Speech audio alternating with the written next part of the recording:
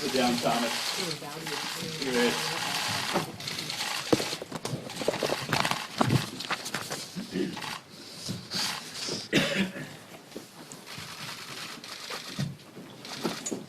I want to begin by expressing our collective gratitude to Ambassador Chris Stevens, Sean Smith, Glenn Doherty, and Ty Woods, their families and loved ones for their service and ultimately the sacrifice that they made on behalf of our country. I also want to express our collective appreciation for the Americans who fought so valiantly that night and uncontrovertibly saved other lives. This service and sacrifice and desire to protect and defend fellow Americans and our interest abroad truly represents the best of what our country has to offer.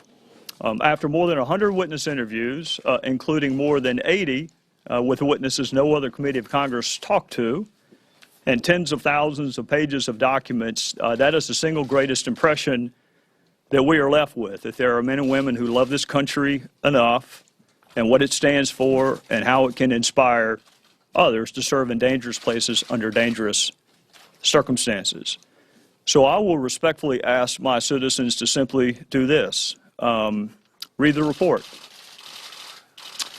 Read the report, and if you do read the report, I think what will become manifest to you is what has become manifest to us, which are two different images. The image on the one hand of what was happening in Benghazi during the relevant time period, and the image on the other hand of the decisions made and not made in Washington during that same time period. You will see the urgency shown by the GRS agents at the annex as they went to the mission compound to try to save American diplomatic security agents' lives. You will see the franticness with which they entered and re-entered burning buildings in an attempt to locate and save Sean Smith and Ambassador Stevens. You will see the ingenuity of the team in Tripoli who got their own aircraft and deployed themselves from Tripoli to Benghazi because fellow Americans needed their help. You will see the firefights at the compound. You will learn about the ambush from the compound to the annex. And you will learn about the firefights before the final lethal mortar attacks. There were only 3 assets that ever made it to Benghazi: 2 unarmed drones and the team from Tripoli who deployed themselves. They weren't ordered to go. They deployed themselves. Glenn Doherty was on that plane from Tripoli to Benghazi. And Glenn Doherty not only flew from Tripoli to Benghazi, but he negotiated at the airport with Libyans that were supposed to be our friends to get to the annex so he could help defend that facility, and he got there just in time to join his fellow Navy SEAL Tyrone Woods minutes before they both died. It has been said that nothing could have reached Benghazi before the lethal mortar attacks. And I suppose what is meant by that is nothing other than the 2 unarmed drones and the team from Tripoli that deployed itself. What is missing in that analysis, but is pretty simple and straightforward to those of us who have been investigating it for the last 2 years, is nothing could have reached Benghazi because nothing was ever headed to Benghazi. No U.S. military asset was ever deployed to Benghazi despite the order of the Secretary of Defense at 7 o'clock that night. So Washington had access to real-time information, but yet somehow they thought the fighting had subsided. Washington had access to real-time information, but somehow they thought these fighters were going to evacuate, even without the remains of the ambassador, and without asking how is that evacuation supposed to be effectuated. How were you supposed to get from the annex to the Benghazi airport? Because it took you almost 3 hours to get from the airport to the annex. Who is supposed to take you? So those are the decisions being contemplated and discussed in Washington. And this mistaken belief that there was an evacuation that was imminent without asking the pretty fundamental question of how do you expect us to effectuate this evacuation? Washington had access to real-time information But that real-time information did not inform and instruct the decisions made in Washington. After Secretary Panetta ordered assets deployed to help our men, the White House convened a 2-hour meeting, and perhaps nothing shows the contrast between what was happening in Benghazi and what was happening in Washington than that 2-hour civets White House meeting and the summaries and the readouts that came from it. So it is true, nothing could have reached Glenn Doherty and Ty Woods before they were killed because nothing was ever going toward Glenn Doherty and Ty Woods. And it is worth noting that that statement would be true had the mortar attacks taken place at 7:15 a.m. or 9:15 a.m. or even at lunchtime on the 12th. Because at the time those two Americans were killed, not a single wheel of a single U.S. military asset had even turned toward Libya. Our report starts with the attack, and there is a section on the post-attack communication between government and the American citizenry, and there is a section on pre-attack decisions made and not made that led to the environment which made our facility vulnerable. It is always better to be the first committee to investigate, and it is always better to investigate as contemporaneously to an incident or to an event as can be done. Our committee did not have the luxury of either one of those. We began a year and a half after the incidents, but collectively and individually, all 7 of us believed that there were more questions to ask, that there were more answers to acquire, more witnesses to interview, more documents to access. And this report validates that belief. There is new information on what happened in Benghazi, and that information should fundamentally change the way you view what happened in Benghazi. And there are recommendations made to make sure it does not happen again. So in conclusion, with respect to my remarks, I want to thank the House of Representatives for giving us the honor of investigating 4 of our brave, courageous fellow citizens and those that were injured and those that fought so valiantly that night. And I want to thank the 6 members who are standing up here with me who took on this assignment, not in lieu of their other committee assignments, but in addition thereto, and the women and men on our staff who took on what proved to be an incredibly difficult challenge. And they did so out of a singular motivation of honoring 4 people whose political ideations none of us know anything about, that gave their lives in Benghazi. And lastly, I want to thank my fellow citizens for bearing with our committee as we went through the process of uncovering new information and accessing witnesses and documents.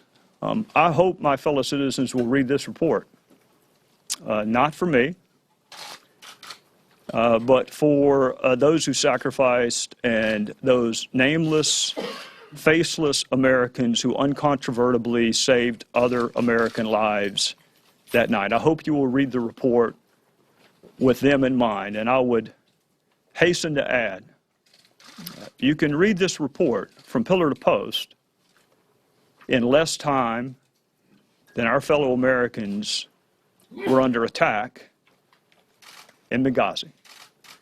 So what I'm asking you to do is a very small investment, given what others were willing to do on our behalf. And with that, I would recognize the gentleman from Georgia. Thank you, Chairman. And I, too, want to thank the committee members here for participating in this. And it has been a lot of hard work, but I think we need to also recognize the staff that we had. It's not easy working for 7 members of Congress, much less 1. So I want to thank all of our personal staffs for doing that, but especially the staff with Benghazi. And I think what we've done is we've produced new evidence that will allow the citizens of this country to take all the different pieces that had come out through the other investigations and tie those things all together.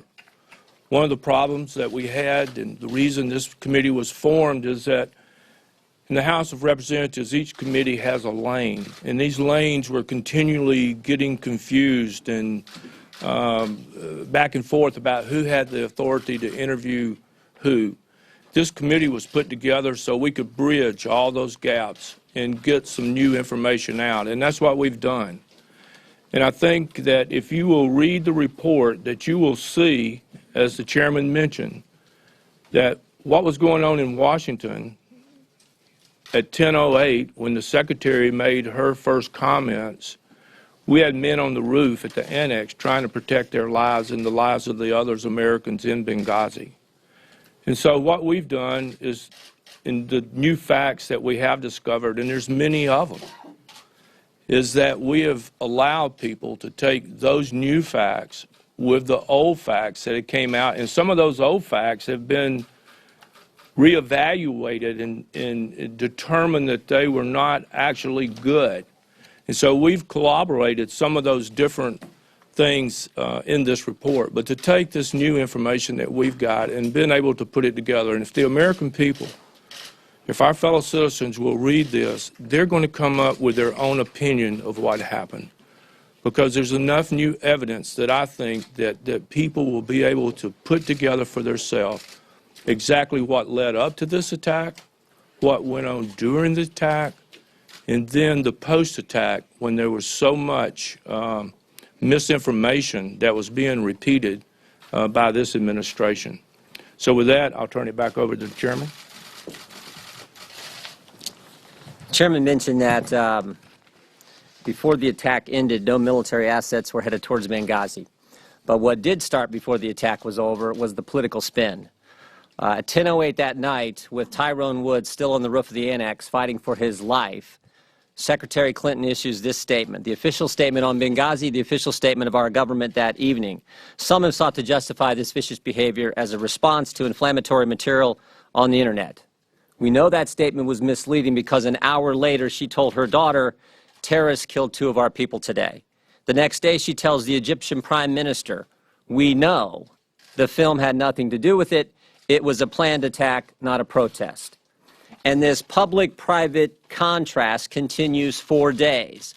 Publicly telling the American people it was a video-inspired protest, privately telling the truth that it was a terrorist attack. And maybe the best example is from the 14th. Same day Mr. Rhodes issues his talking points.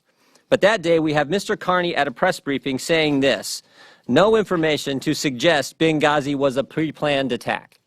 No information to suggest a pre-planned attack. That same day, State Department official in Libya says this, Benghazi was a well-planned attack. You couldn't have a starker contrast than those 2 statements. And I think it's important to remember this. Don't forget the context.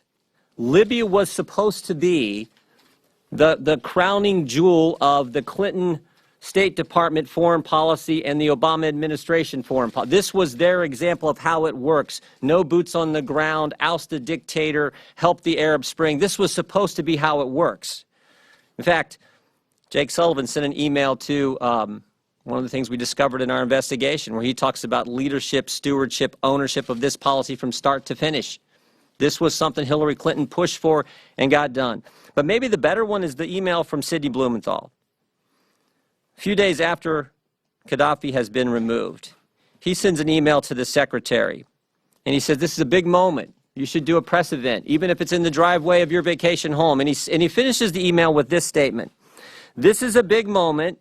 You are vindicated. Don't wait. Help Cleo now. Cleo, of course, is the goddess of history. So they were committed to this. They were invested in this. This was it. This was how it's supposed to work in their administration and their State Department.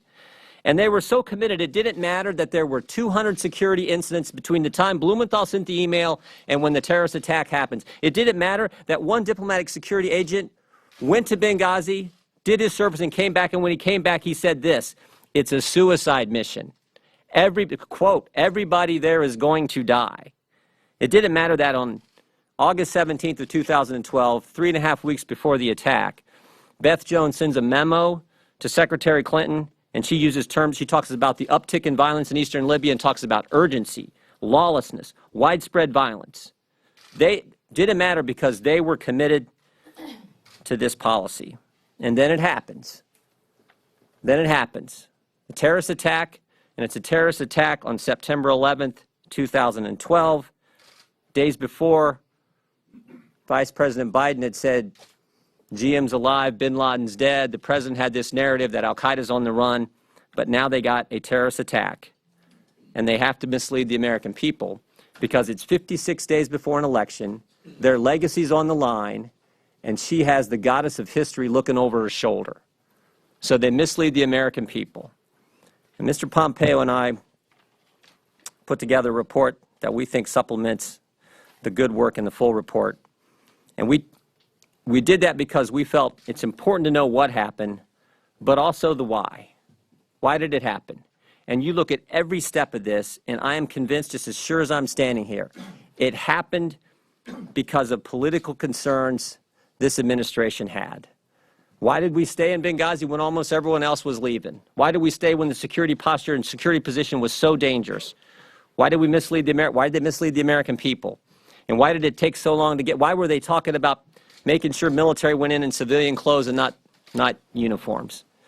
In the end, it was political concerns that drove this. The evidence strongly shows that, and that's what we outline in our report. And as the chairman said, I would encourage you all to read both because I think it tells that story, and that's something that shouldn't happen in a country as great as ours, where political concerns dominate instead of telling people the truth in a straightforward fashion.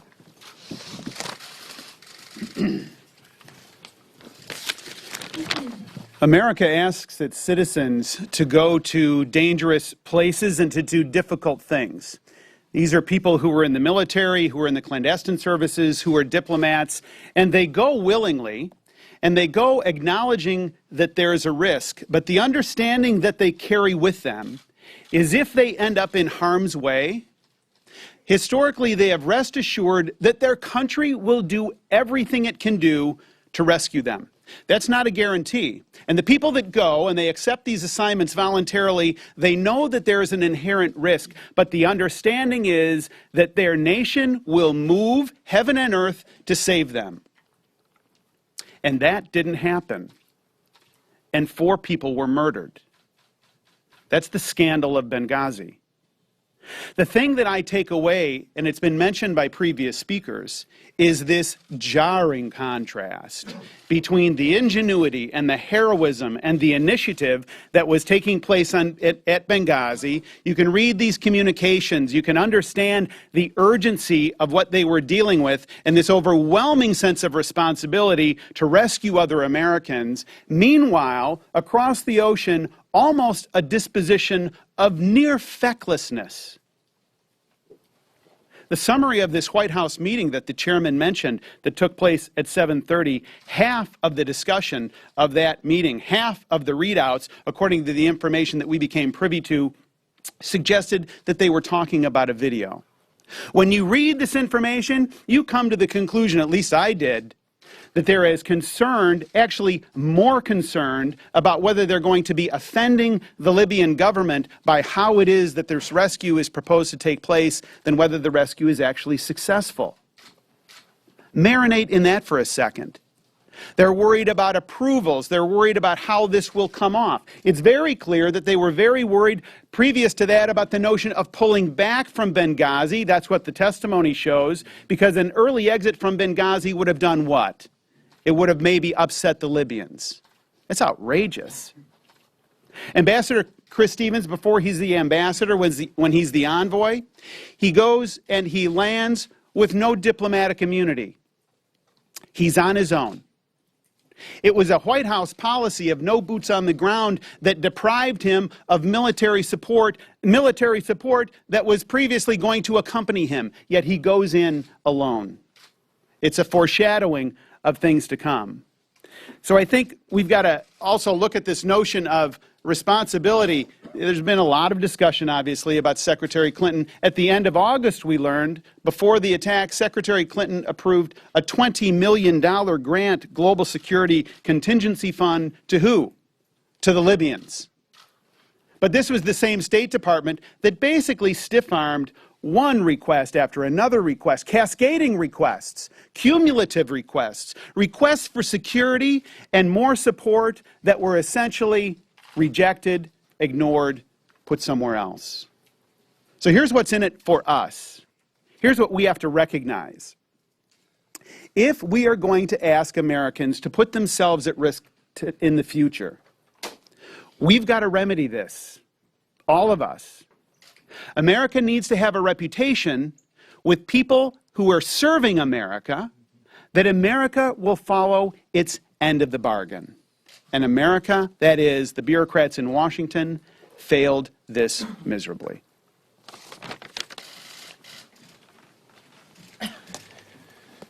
"56 days. You cannot begin to understand and place all the facts that this committee has worked diligently for a year and a half to present to the American people without understanding that this took place 56 days before a contested political election for President of the United States. Whether it was the failure to put adequate security on the ground, whether it was the dithering while Americans were at risk that night, or whether it is the continued story, in spite of enormous evidence to the contrary, about a YouTube video, it all takes place against a political backdrop. And you don't have to take my word for that. You can read the emails themselves. Before the last mortar falls, they're talking about politics. As they're debating whether or not to send additional security to Libya, the concerns are about the Libyan government, not about the Americans who were on the ground that night. I sit on the Intelligence Committee. I come at this from that perspective. When you read what the intelligence was the night of the attack from Benghazi, Libya, it is uniform and uncontroverted. This was attack by radical Islamic terrorists on an American facility. There was no fog of war. There was no dispute, save for a few stray news reports. The evidence was very clear. Go read what Secretary Clinton herself said. Go read the words from other officials who were on the ground that night, communicating back to the most senior levels of government what had transpired that night. It wasn't about a YouTube video. It wasn't about a bunch of folks out for a walk. And when Secretary Clinton said, "What difference does it make?" we can now, as a result of our work over the last year and a half, tell you exactly what difference it makes. It makes a difference in how you respond to an attack. Whether you think this was just a bunch of folks walking around or a continuous 5-phase assault on America that took place in Benghazi, Libya that night. Washington, D.C. somehow viewed this as having ended once our men and women were evacuated to the annex in Benghazi. I can assure you, when you read the timeline of events, the men on the ground that night understood this wasn't over. They understood that terror was still upon them, that the risk to their lives continued. And in Washington, D.C., we debated things that had nothing to do with whether or not we had aircraft en route to Benghazi, Libya. That's what difference it makes. You can't begin to exercise the leadership you need to exercise if you don't understand what's happening on the ground, and if you choose to put political expediency and politics ahead of the men and women on the ground. For that, you'll have to answer to yourself. I find it morally reprehensible and behavior that if it was your son or your daughter or one of your family members or friends who were on that ground that night and you watch the actions in Washington, D.C., you'd have every right to be disgusted with the response from the senior American leaders. This was a failure at the most senior levels of our government, and one that I hope the recommendations this committee presents will help making sure that something like this never happens again. Let me start by saying I am so proud of this report. I am so proud of the work that this committee has done as a whole, the majority. I want to thank our Chairman Gowdy and the rest of the members of this committee for the way in which this investigation was handled and for his leadership as our chairman. This investigation has uncovered a ton of new information, which leads to our much greater understanding about what happened before, during, and after the attack in Benghazi. While our guys were on the ground, taking gunfire and mortar attacks, Washington was moving at a snail's pace. In Washington, the administration was more concerned about diplomatic sensitivities with the Libyans and promoting its policy as successful than it was about the American safety that they sent to Benghazi. At the end of the day, no military assets were ever moving toward Benghazi. The bottom line is that Washington failed to have our guys' backs when they needed it. And from my perspective, this represents incompetence or indifference or both. As we know now, but for the bravery of a few Americans and the unexpected response of Gaddafi's underground militia, there would have been an even greater loss of life that night. In this case, I believe that the government failed its people and lied to the public in the aftermath. This is unacceptable. And I hope and I know that this report shines light on that, and God willing, will prevent this from ever happening again. I too want to join Martha in thanking our chairman. This has been an incredible task to undertake. And we have worked day in and day out, particularly the staff, to come up with the truth, to bring facts to the American people that we did not know before. I've been particularly focused on issues prior to the attack.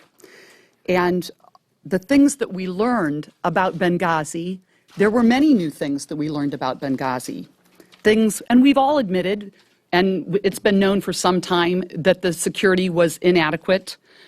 But what we didn't know until this investigation was that the State Department made a conscious decision to keep the Benghazi compound off the radar and not provide it the security that it needed. In fact, none of the facilities in Libya met any of the security requirements required by the State Department and required by law.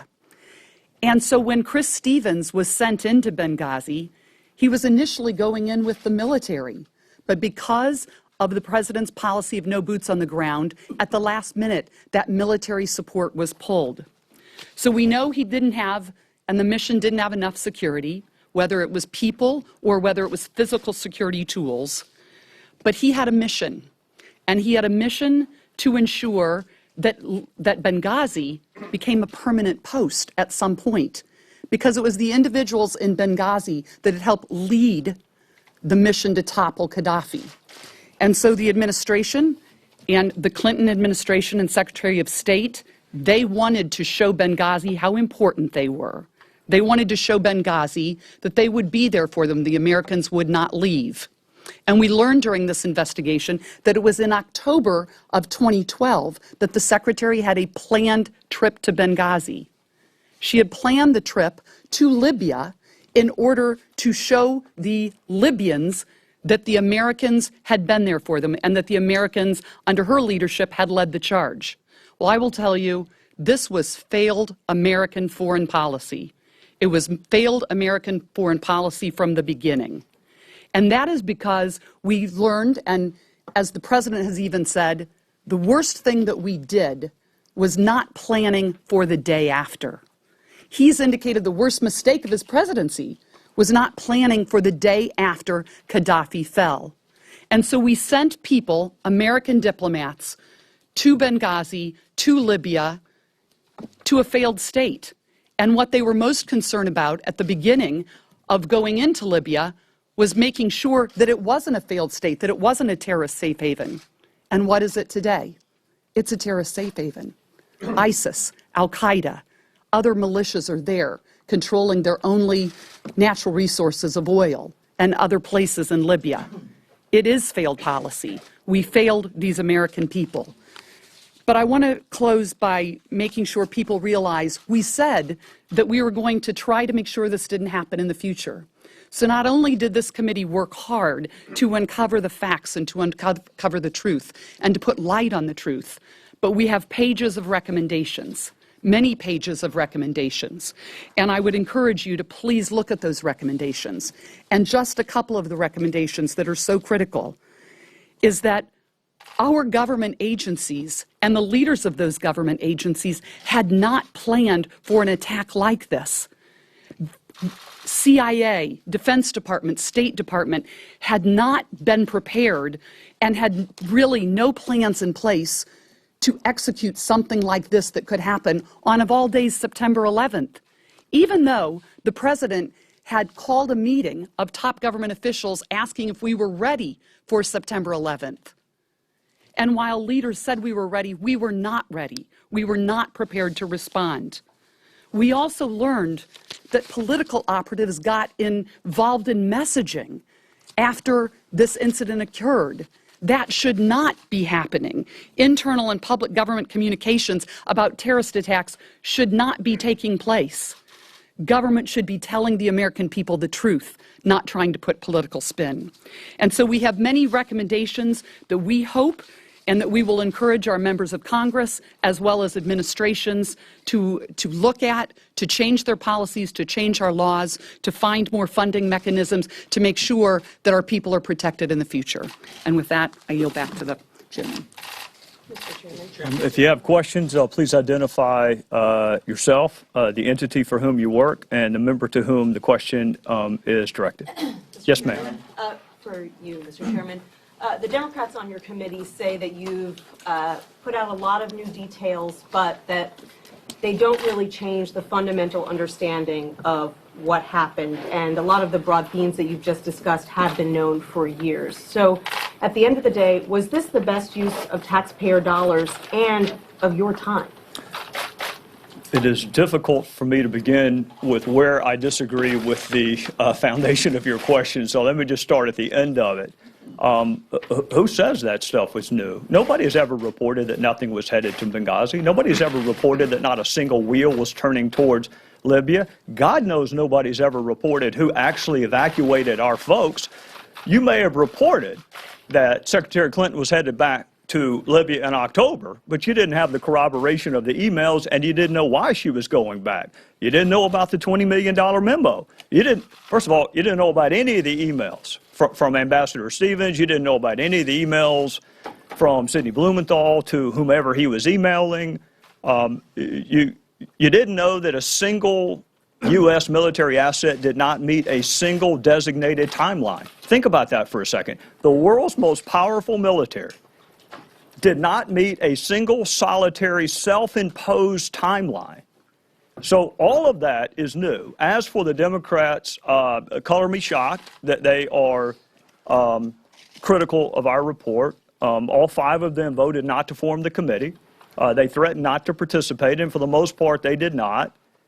They have been serial leakers of information, and they missed a really good opportunity. I don't know if you've had a chance to read the report or not, but if you read the report, you will see their report mentions her name far more times than our report does.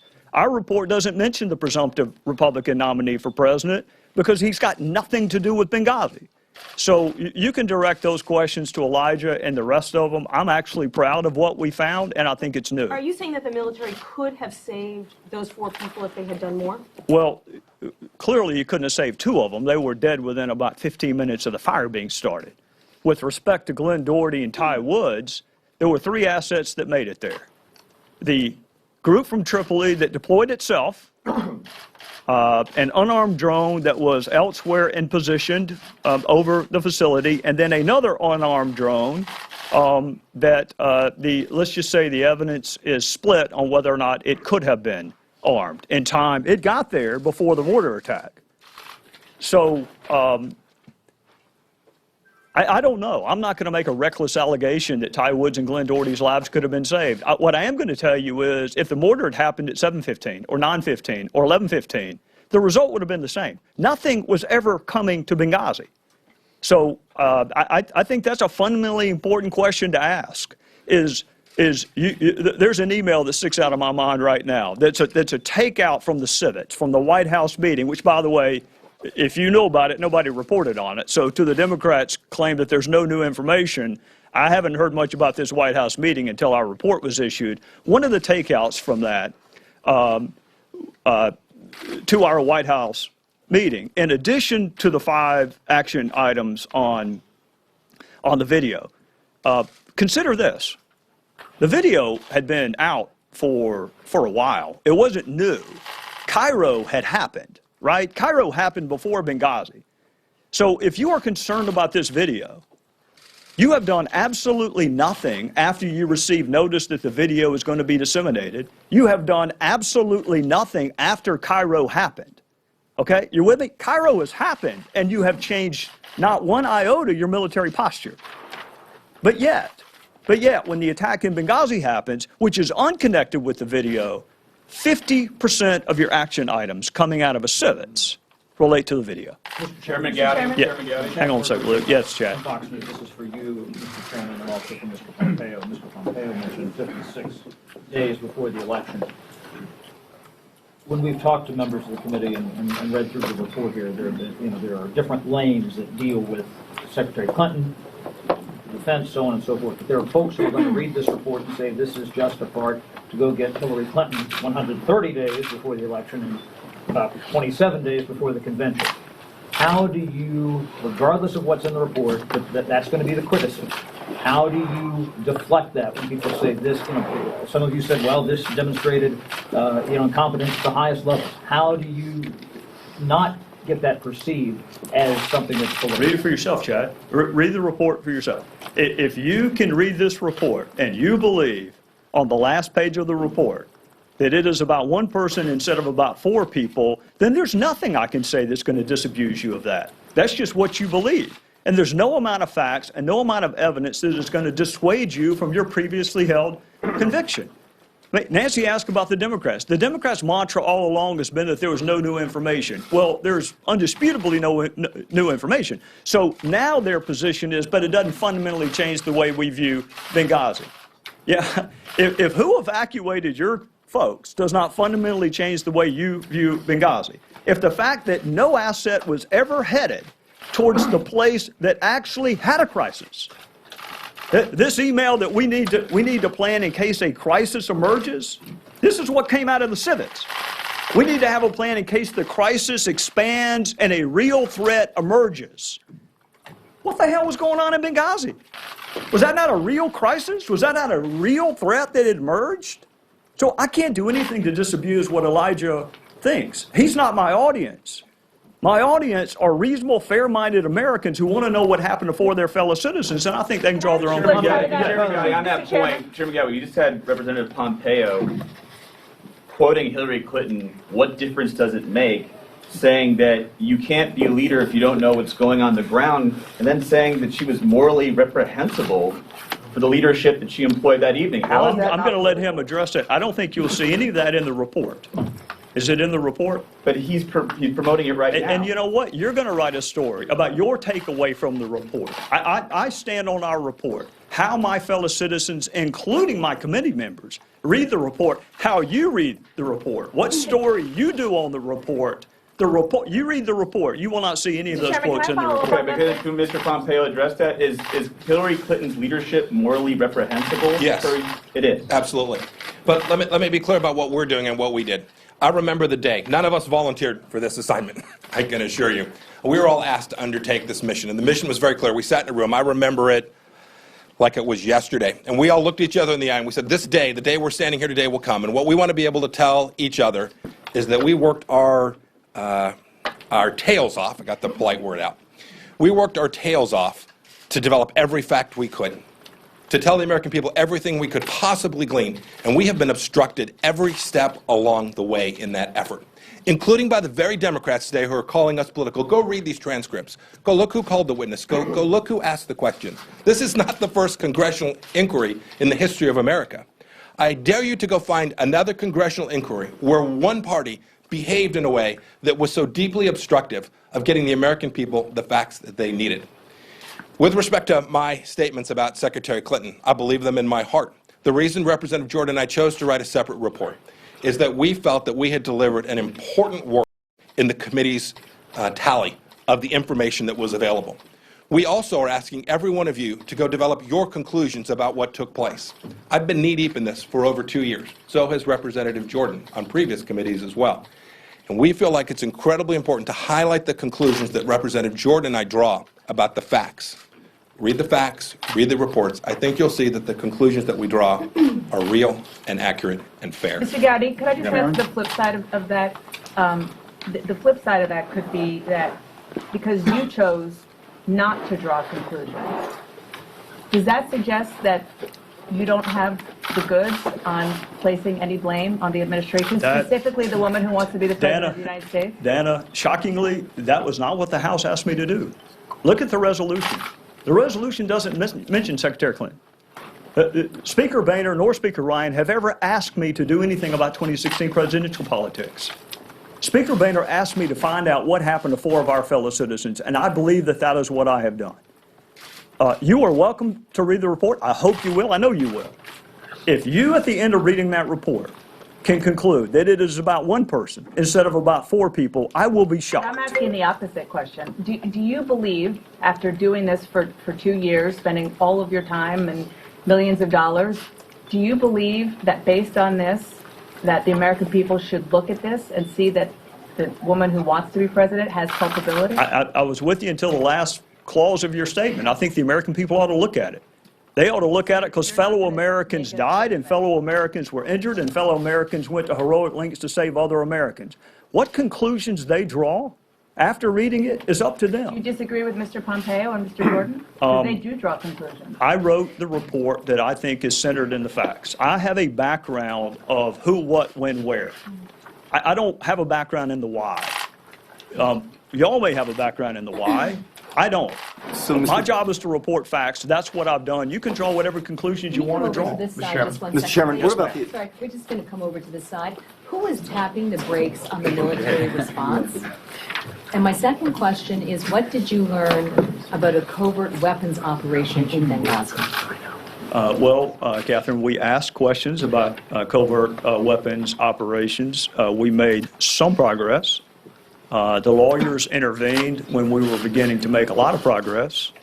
And among the questions I asked the president included that one specifically. I have not heard back from him yet. Heard from his lawyer, and I'm not holding my breath that I'm going to get an answer to that. I think it was important because the House asked us to examine policies that could have led to the attack. So I think it's important to ask the questions. But that's not the focus of our committee. And who was tapping the brakes on the military response? Well, tapping the brakes is a pejorative phrase. And I remember when we said we were going to interview Carter Ham again, I remember a lot of raised eyebrows. Why are you going to talk to him again? As if all the right questions had been asked the first time. I think the military leaders would tell you exactly what I said in my opening. They believed that an evacuation was imminent. When you question them on why they believed an evacuation was imminent, the answers do not withstand even the mildest level of scrutiny. You have real live witnesses that can tell you what is going on. If you think the fighting has subsided, why don't you talk to the real live witnesses that are being shot at?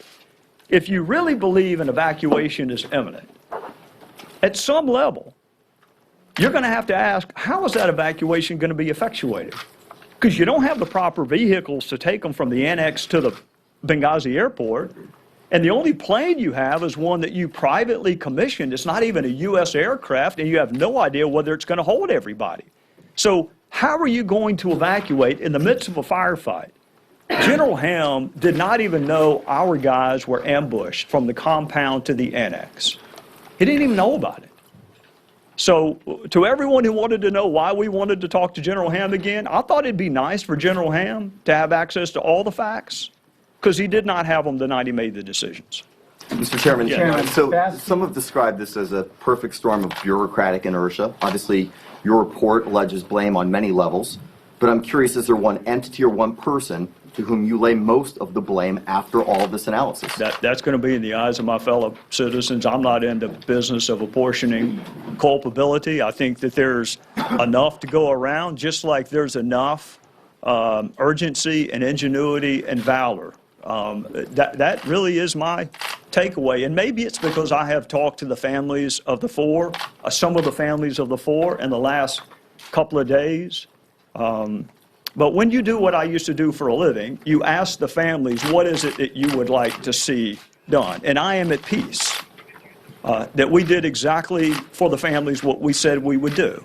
It just took longer, but we did what we said we would do. I wanted to be able to tell Ty Wood's widow the truth about the military response. I wanted to be able to tell Sean Smith's mother the truth about the security leading up to it. And I am at peace that we have more information than the other committees had, and we could have had more had we had just a tiny bit of cooperation from the other side. Mr. Chairman. Mr. Chairman. Yes. Mr. Chairman, along those lines in a way, put aside the attack itself and what happened that particular night, have you been able to, in some way, some abstract way, I guess, get into Ambassador Stevens' mind regarding the U.S. presence in Libya, how he wanted that consulate and the facilities there in Benghazi, how much he wanted the American presence to not appear militarized? Well, let's be very clear about something. Chris Stevens loved the people of Libya, and in particular, he loved the people of Benghazi. And the heroism he showed going in as the envoy, and what he had to deal with as the envoy, well before he was ever the ambassador, is a level of valor and heroism and commitment to this country that if you don't read the report for any other reason, read it to see what Chris Stevens had to endure in 2011. Now, you asked me, did we have an insight to his mindset? Yeah. He got there on September the 10th. He started meeting with intelligence officials about the state of security in Libya, and he began to postpone his subsequent meetings because what he was hearing. He knew it wasn't great. He had no idea how bad it was. So he began to postpone, the next meeting is ready, the next meeting is ready, and here's our ambassador saying, I'm not through getting my debriefing yet. And then he moves the off-campus meetings and engagements on campus. And then you see his diary entry. You see his diary entry on September the 11th? Read his diary entry. Read the email that he sent to the British diplomat. No, we know exactly what was on Chris Stevens' mind. Benghazi had deteriorated in a way that he did not even expect, and security was what was on his mind. But he wanted the appearance that the United States presence there was not solidified by a significant... I think he wanted to stay alive more than anything else. With all due respect, I think he wanted to stay alive. And if that means a slightly higher footprint, then there need to be experts or supervisors in your life that say, we appreciate your valor, but we're going to give you the security that you asked for originally. Chairman. Mr. Chairman. Yes. So people have kind of asked a version of this question in different ways, but Americans... That's not like my answer. No. Americans have viewed these events and all of these investigations through certain lenses, and they're probably going to continue after today, despite your pleas that they read 800 pages of a report. There are bumper stickers and T-shirts all over this country that say, Hillary Clinton lied, people died. Maybe Mr. Pompeo would answer this too. Is that true? You don't see that T-shirt on me, and you've never seen that bumper sticker on any of my vehicles, and you've never heard me comment on that. What is does your report shed any light on that invective? Have you read it? Well, I'm asking you. I haven't had time. Well, I'm yet. asking you to read it. I'm asking you to read it. I'm not going to tell you what to be on the lookout for. I'm going to tell you there's new information, and it fundamentally changes the way I view what happened before, during, and after. But who was it? Ben Rose that said reporters literally know nothing. Was that right? Is that what Ben Rose said? I don't believe that. I actually trust you to read the report for yourself and draw your own conclusion. You're going to write your report. But you're the expert, so what do you think? Do you think she lied? I'm not going to assign. That's a word you couldn't use in a courtroom. I know this. I want you to contrast the information and the evidence that was available on the evening of September the 11th. Look at the full body of evidence that was available, and then look at what was said. And then you draw your own conclusion of whether or not you made the best use of the evidence and the information that was available. It is one thing to say the evidence didn't exist. It existed. We found them. We found the DS agents. We found the GRS agents. Their conversations ongoing throughout the night. She actually talked to Greg Hicks. So that argument actually works both ways. If there's a failure of information, she was fairly definitive in certain statements she made to other people privately. There was no ambiguity. It wasn't like, I can't answer that question, Mr. Egyptian political leader, we don't know. She was pretty definitive. It was just in the public statements to us that there was less definitiveness. So you're going to have to decide that for yourself.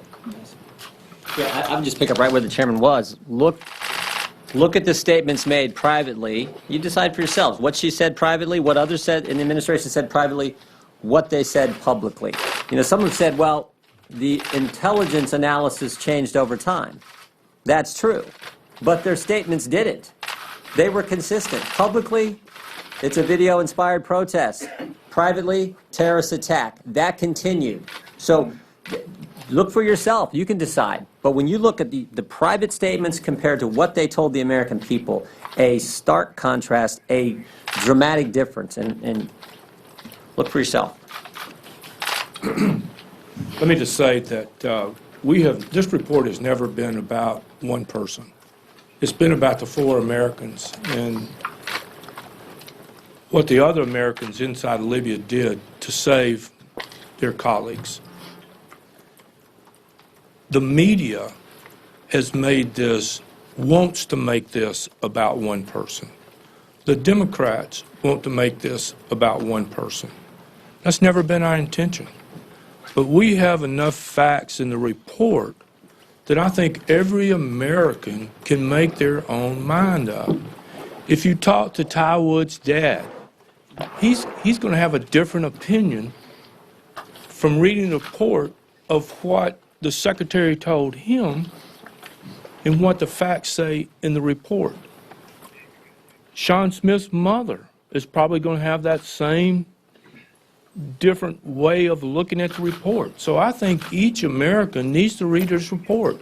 It's lengthy, but it had to be lengthy so we could spell out what the truth is and what these new facts have given light to. But this report, and I promise you, the chairman has made this very clear to each and every one of us, this was not about one single person. And in fact, the report, I think, we reached our goal when we came up with the different recommendations that need to be done to prevent this from happening again. And I think the detail that we went into makes these recommendations all the more important. And hopefully the speaker and other people will take them and do something with them. Because I do think they lay out a means of us not getting in this same situation. I would like to comment, too, that when these Americans arrived from Tripoli to the airport in Benghazi, they were there for about 3 hours. And so I don't think we knew if we had another hostage situation at the airport or not. But as it's been said by the other members, not one wheel had been up, not one person headed to Benghazi, and we didn't really know how those guys, if they were going to even be allowed to leave the airport. So there were many other situations that should have been talked about at different times in Washington that were never talked about. Do we have another hostage situation? Is the ambassador hostage? Are these military guys and other GRS, are they being held hostage? We didn't see any evidence of that ever being talked about while these guys are standing there trying to talk their way off that airport to get to help their friends. Last question. Chairman? Well, I haven't gotten a question yet, although the last one may be about the latter part of what I call Section 2, which is the post-attack communication. I want to pivot for just a second away from the person you're asking me about to the person the administration actually put on the 5 Sunday talk shows. We talked to her, and I appreciate Mr. Eggleston making her available. I found that interview to be very informative. She was the third choice. I thought she was inadequately prepared, and that's what happens when you are inadequately prepared. You say a series of demonstrably false things on national television, including about the FBI, including conflating the video with the demonstration, including saying that a handful of extremists hijacked and otherwise. This is just stuff that's made up. It'd be one thing if it were in the talking points. There are multiple sets of talking points, Hipsy talking points. It'd be one thing if it were in there and they got it wrong, therefore she got it wrong. It's not even in there. It's just made up out of whole cloth.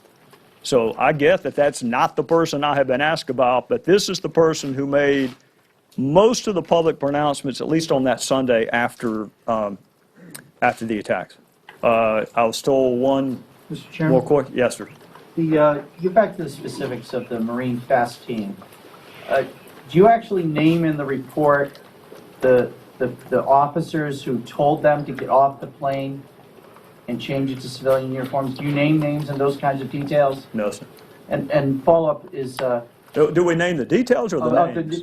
Of the actual names of people who gave orders. We tried to honor DOD's request with respect to how high up you are before your name is used publicly, as opposed to using the names of people who, we try to be sensitive to that, frankly, across all agencies.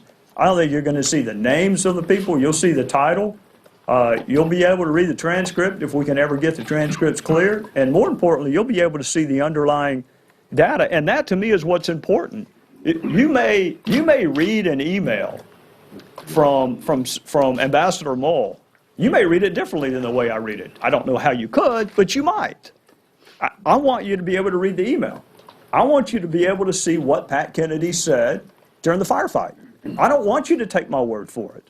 But I need a little bit of help from the administration to clear the underlying data and the transcripts. I don't think this is lost on y'all. I really don't. I think y'all know all of the transcripts that I can make publicly available are going to be made publicly available. I don't think it's fair to piecemeal them out, but I think they ought to be made publicly available, and you ought to look at the underlying data, and then you can decide whether or not the report fairly addresses the testimony of witness X. If you read the transcript and you say that's in context, yeah, I'll give them a check mark, or that's not in context, I don't want you taking my word for anything. I want you reading it for yourself. And, Mr. Chairman, Charles Woods has asked the president publicly if the drone witnessed the death of his son. Do you know if the drone captured that and it was fed to the White House? I know that the drone was in place at the time of the mortar attacks. I do not know the degree of granularity and particularity that the drone video footage has. But you raise an interesting point. When you meet with the families privately, you hear questions that you would never hear in a press conference. They're incredibly personal questions. Because while these are four fellow Americans to us, they are sons and husbands and brothers to the people that we talked to at the very beginning and the last group that I talked to, which are the family. The questions are very, very different. And even though it's not in the report, I am happy that we were also able to answer some of the intimate questions that were asked by the family of those that were killed. Thank you. Thanks.